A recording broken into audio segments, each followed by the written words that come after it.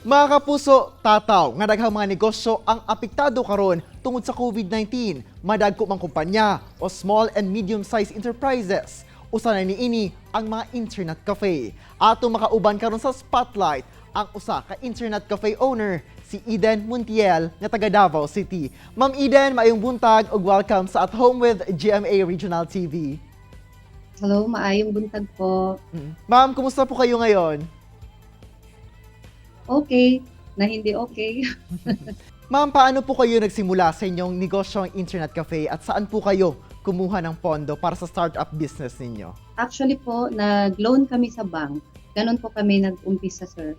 Ang asawa ko po kasi is isang computer technician, isa po siyang IT. So, dahil yun yung alam niya na negosyo, yun ang pinasok namin. Ma'am, nung nagsisimula pa lang kayo sa negosyo, mga ilang units po ang meron kayo?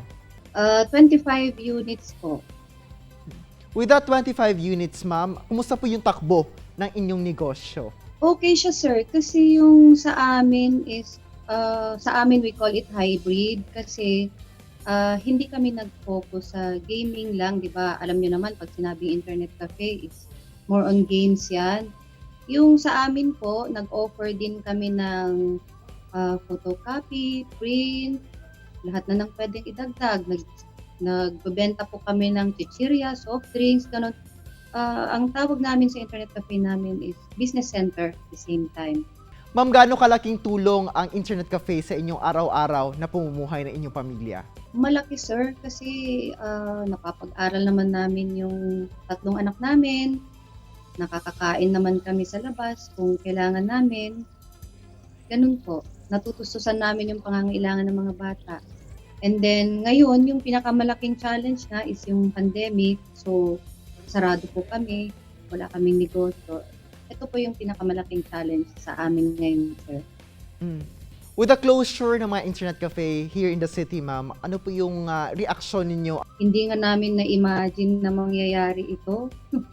So, wala. Shock kami, pero wala naman tayong magawa kasi hindi lang din naman po kami. Yung mga trabahador niyo po sa inyong internet cafe, saan po sila ngayon? At nabigyan po ba sila ng tulong ng government natin? Kasi displaced din po sila. Yun ang isang part na nalulungkot ako, sir, kasi syempre wala rin silang kita. Gustuhin ko man silang bigyan din, wala rin akong maibigay kasi sarado nga po yung negosyo ko. Yung ibang tao ko po noon is umuwi na lang po sa probinsya nila. Ma'am, sa ngayon, nasaan na po ang inyong mga computer units na ginagamit sa inyong internet cafe? Nasa bahay po yung mga units namin. Siguro maghihintay kami kung kailan kami makaka-open ulit. And then yung sinarado po namin is yun, magbabayad pa rin kami ng 3 buwan na renta kahit na nagsarado na kami. Ma'am, may ibang units din po daw na ibinenta na ninyo. Nag-try po kami na magbenta kasi para may pangtustos din kami sa bahay. Hindi naman lahat nabenta na. Yun, still hoping and praying pa rin kami na by the time po na okay na yung ating economy, kung po pwede pa kaming mag-open, ay makakapag-open pa po kami kasi may mga remaining units pa po. Parang gusto naming pasukin yung online selling, which is napapanahon ngayon.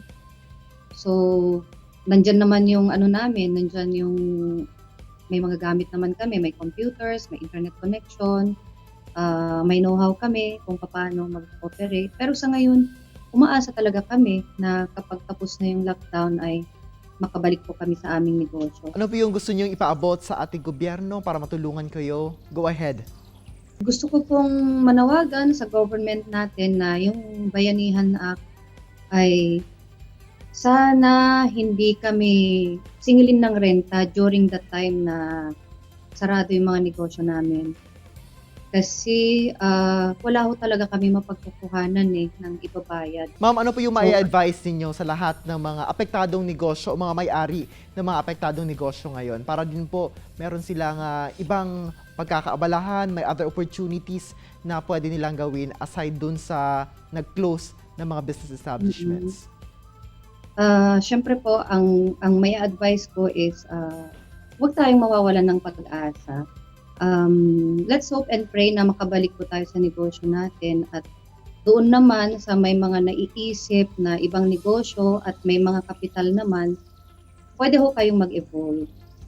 Pwedeng mag-isip ng ibang negosyo. Pero higit sa lahat, umasa po tayo. Ma'am, maraming salamat, Ma'am Eden, and we hope in God's perfect time, makabalik po kayo sa inyong negosyo at may iba pang mga opportunities na darating sa inyo. Okay, maraming salamat din po. Maraming salamat. Tutok lang mga kapuso, mubalik pa ang At Home with GMA Regional TV.